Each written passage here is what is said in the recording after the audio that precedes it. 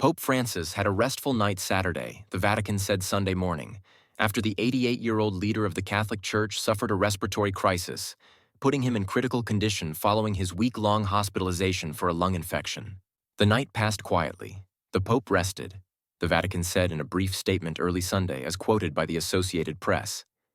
It then followed up later Sunday saying, Francis is conscious and tests are still being conducted on him, and he is also receiving supplemental oxygen. The Vatican said Saturday Francis suffered a long asthmatic respiratory crisis, days after he was hospitalized for pneumonia. Francis continued to be alert Saturday, but was more ill than he was Friday, the Vatican said.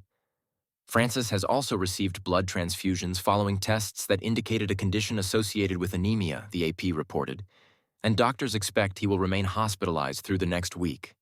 The Pope's medical team previously said Friday his condition is not life-threatening, but that he is not out of danger. The Vatican released an Angelus statement from Pope Francis on Sunday, in which the Pope remarked on the upcoming third anniversary of the war in Ukraine and thanked the public for their messages of support about his hospital stay, asking people to pray for me.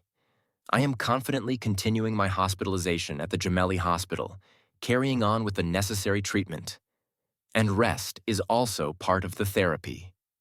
Pope Francis said, as translated by the Vatican, I sincerely thank the doctors and health workers of this hospital for the attention they are showing me and the dedication with which they carry out their service among the sick. The Pope has pneumonia in both lungs, as well as bacterial, viral, and fungal infections, according to his doctors. His doctors have given him supplemental oxygen when necessary, and they are treating him with a drug therapy they say Francis is responding to.